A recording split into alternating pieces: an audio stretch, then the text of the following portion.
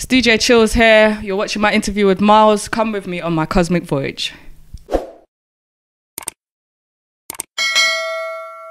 Joining me is someone who is new to this side of the questions and answering situation and spectrum, and is a producer, an artist in her own right as well, who is on a journey, on a cosmic voyage. Oh wow. You know, yeah, you dropped that in there. I like it. I had to slide that one in. Okay. Introduce yourself for the people. Well, I'm DJ Chillz, DJ as well. So DJ, producer, artist, and yeah, I've just been doing my thing for a bit, and now I'm starting to build a momentum. Yeah, I mean, I think when was the first single that came out? It was about 2016 or 17. Yeah, the end of 16. Yeah, you're right. Yeah. 16. Yeah, and that was good. That was. It had its little like shine. Yeah, that was Power, right? Yeah, Power. Yeah, so it had its little shine. Then I released a couple more after that in 2017. Yeah. And then I had a break. Yeah. 2 years. The break, yeah. We're going to get to the break in a second. Before we even talk about the current, right? Yeah. Because for people who haven't listened to you, people who have listened to you, either side, the music is very different. Yes. Like, it's not a conventional radio style song. No. And some of them are, like, for example, Spoil Me of Loyalty is more likely going to be played on like a bait radio space than, for example, Cosmic Voyage. Yeah, no, definitely. That's like on some Afro, house, tribal, journey, future sound stuff, right? But what's good is the music is kind of, it's got an identity behind it. Yeah. Which some people don't have. Some people just sounds like, okay, cool. Whatever, just put it together. So where do you draw your inspiration? Just life and experience and knowledge. Because as a DJ, you have to have like that knowledge of music. Yeah. Like you can do the basic ones where everyone's just playing the bait tracks and you just hype the crowd. Yeah. But if you truly love and appreciate music, you will like know the back catalogue, where it's sampled from and all of that. And so that's where a lot of my music's come from, taking little bits from different genres that I'm into and just like bringing it to the track, basically. Okay, so the main genres for you then, growing up and even to now, obviously it's Afro Beats because it's Nigerian, so all throughout my dad was always playing like Sunny Ade, Fela Kuti, just a lot of high life stuff as well as jazz. And then I got into house a couple of years ago. Yeah. Is that some abandoned warehouse hearing it for the first time? No, it was great to Ibiza. Okay. I was dreading. I was like, oh, I can't do house for 4 days. And then I get there. So you got brainwashed into like a house? Yeah. Literally got into that. And obviously there's hip hop and R&B growing up. And just trying to bring that all together into a nice little fusion. So okay, so as a DJ then, because when did you actually first start DJing?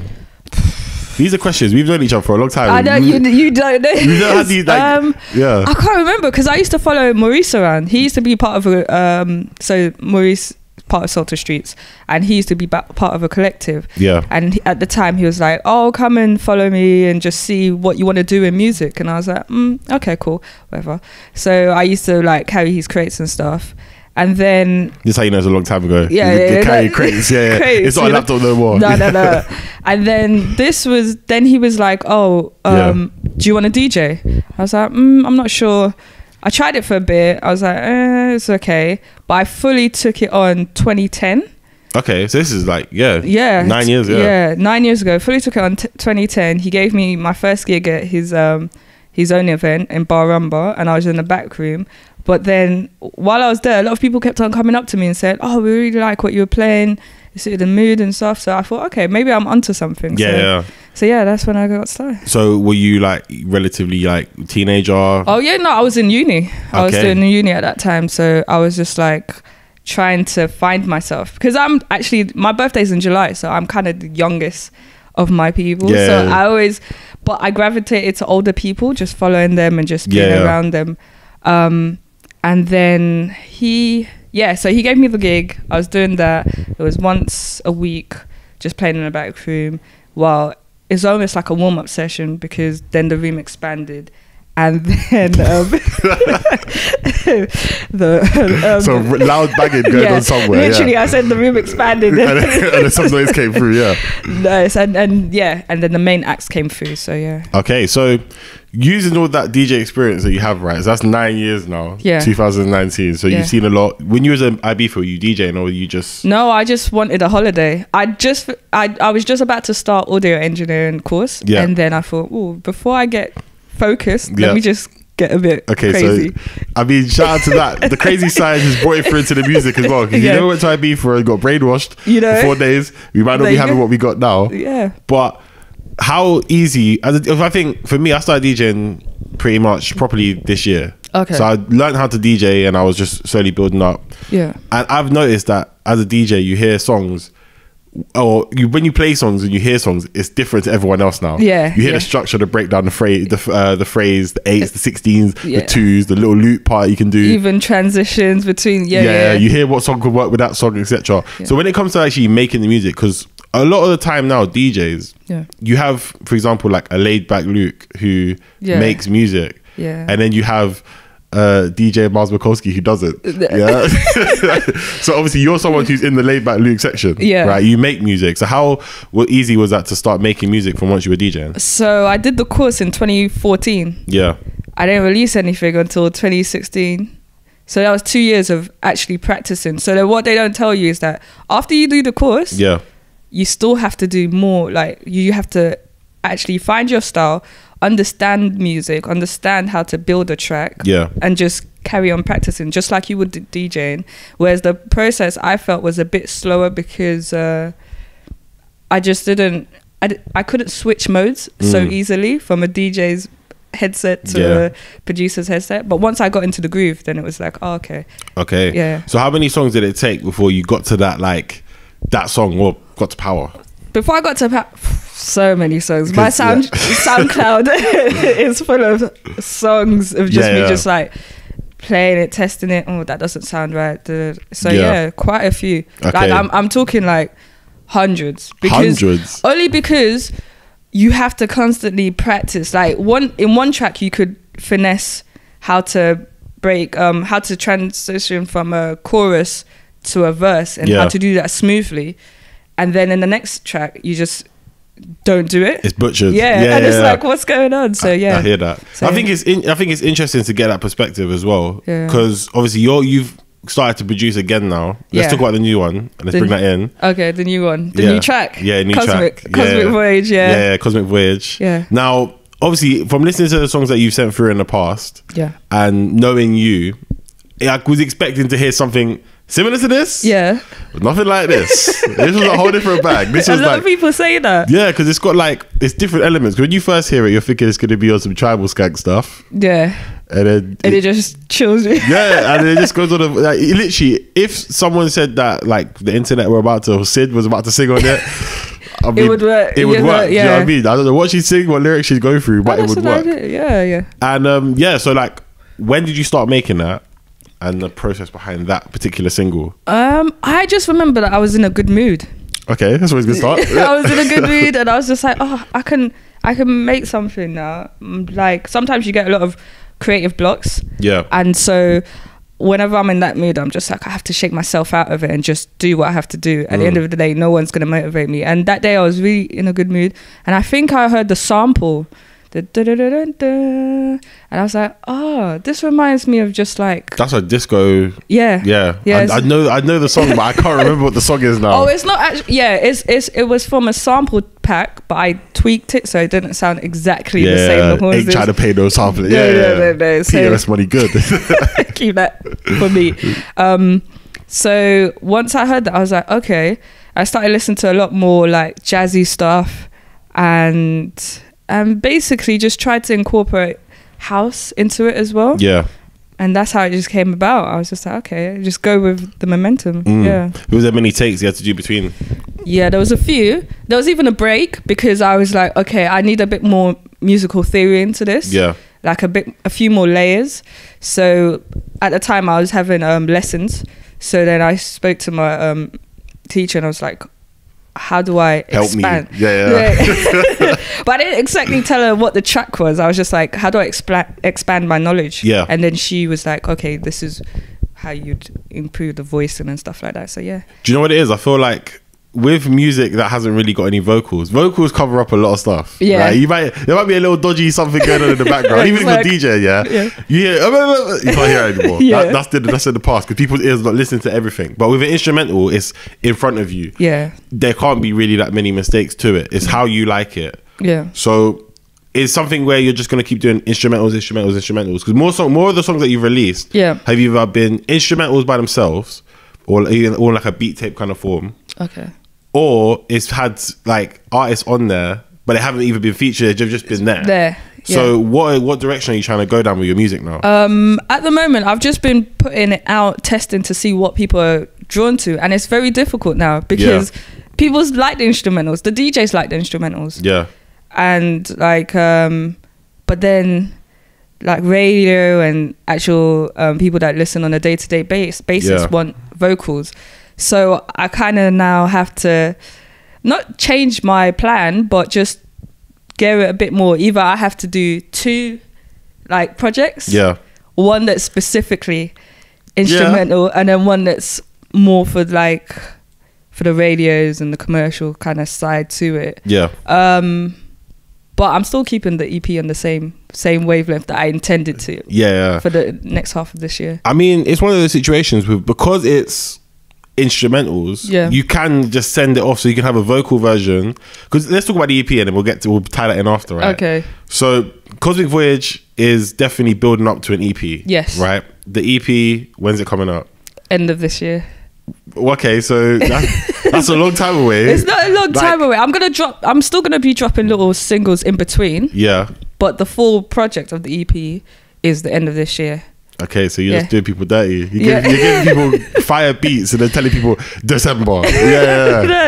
But there's still going to be music in between. Like, I'm still going to release stuff in between. Is that going to be all on the EP, or is that going to be like not throwaways, but something else, different direction? Yeah, different direction, definitely. I've got a feature with an artist by the name of a Swedish artist by the name of Subi. Okay, and it's more laid back but boom bap kind of sound. So that's why I'm like, if I put it on the EP, then it's just going to take it on a different way. Yeah. Whereas, and I've got another kind of EDM sound with an Afro Beats singer that's gone very housey now. Okay. His name's Rommel, and we've got a single that's just ready to roll out as well. So yeah, I'm just keeping it consistent. I think what I've learned in the 2 years is that I needed to be consistent. Yeah. Because there's a lot going on in music. And if you don't make sure you find your niche and stay in your niche, then you just get drowned in the sound. So yeah, that's true. I mean, you've got different sounds coming out. You just told me like EDM, Afro, house. Yeah, but I'm situation. It's like a feature kind of collaboration. So it's not really my project kind of thing. Okay, but it does show that I'm not labeled into one box kind of thing. Yeah. So when it comes to working with artists, then because a lot of the time, hitting people up, like it can be awkward sometimes. Yeah, when you slide in the DMs, right? And you're not trying to slide in the DMs like how people think you slide in the DMs. It's like, hello, hi. This is what I don't want anything from you. I just want to work. Yeah. Like, how easy has that been for you to kind of connect with artists across the world? You mentioned Sweden. You mentioned African artists.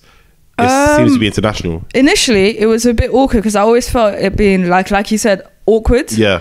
But over time, more people either come towards me or like we build a relationship and then we have a session. Yeah. So there's a friendship first and then we go into a session. I haven't had an artist yet that I've like fully wanted to like approach that's like in a different stratosphere. Shout out everyone who's featured before. Yeah. They got that.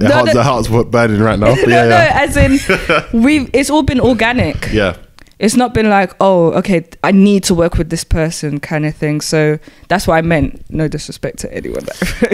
You can't take away shade. No, when there was no shade intended. But yeah. So yeah, at the moment, I'm just letting it just happen naturally and organically. Yeah. Okay, and we're in a period now where, like you said, you've gone away for a while. Yeah. Now you're back. You found yourself in your music. Yeah. We're getting examples of that now. Yeah. So let's talk about losing yourself in the first place. Okay. Right. It's very, in this game that we're in right now, the music industry. Yeah. It's very fast paced. There's always a lot of stuff going on. A lot of people are chasing people. And I guess for producers, it's even more difficult because once one person taps into a sound, that's it. Everyone loves that sound, and you make something else, no one's trying to hear that. So like, how have you felt that your music, or how do you think your music's going to get to like the upper echelons that everyone's going to vibe with, say next year or 2021? What was it, 2018 for a second? In like 2021 or something like that. Okay, I think in everything there's cycles. Yeah. Music, fashion, whatever it is, everything has its time. And it's like, when I first started playing Afro Beats, someone reminded me this morning, I brought Afro Beats to a specific scene, and at the time people were like, no, we're on Bashment, please don't play this. The Bashment dismissal was harsh. Yeah, so I was like, okay, but I continued it, and look at how Afro Beats is now. Yeah, it's a waiting game, but it's a consistent game and persistent game. And you have to, like, you can be consistent and not hit the right people. That's not what you don't want.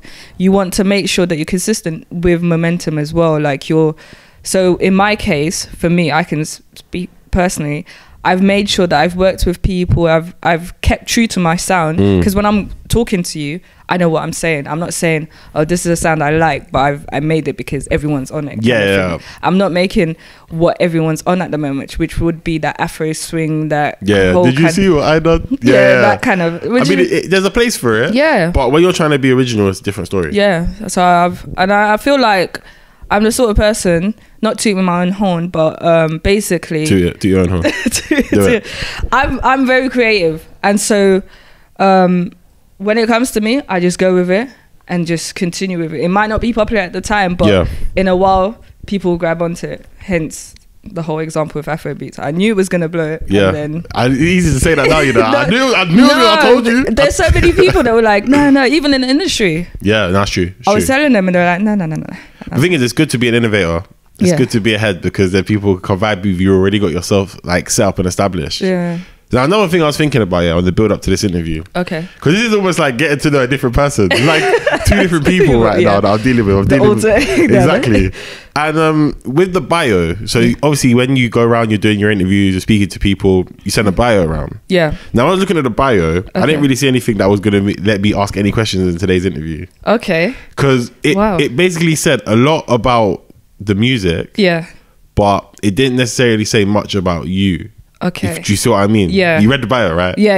No, I'm just going for it. Okay, so it doesn't say anything about me. Okay, it's nice. It's good to know that. Yeah. Like, obviously, you don't want to give too much away, because that's why it's good to come through, sit with people, and have conversations. Yeah. But through your music, like, what are you trying to let people know about you? Okay. Because it doesn't come through. I mean, the music is, you hear the music, we see that, you know, like we talk about Afro beats and stuff, and the house music. So, you know, you Afro beats from day, brainwashed by house, like brainwashed by house. But like, you know what I mean? Like, you've got everything there presented for you, but your personality doesn't necessarily come through yet. Okay. So what are you trying to show people in your music though? In my music, wow, that's a real deep question. We ask proper questions here. Well, to be honest, I'm like everyone else. I go through ups and downs. Lost myself. I literally did lose myself in a relationship, and it was a breakup. And I was like to the session singer, please, this is what I'm going through while I made this. You put your own little spin on it. Yeah. Whereas a lot of people think it's an uplifting track. And I'm like, at the time I wasn't. You'll do people dirty on that one. Yeah. People be raving to love herself. And like, this is a sad song, people. Like, come on. Spoil Me With Loyalty is another relationship track where you're just like, you want that person to be like there for you all the time. And so I want to be relatable, but in my own way, because we all human, so we all can be like relatable. We just have different ways of, you know, approaching things, and that's how my music is. I think you've definitely changed your perspective on songs now for me. When I go through your catalogue, I don't think, oh, she was really sad here.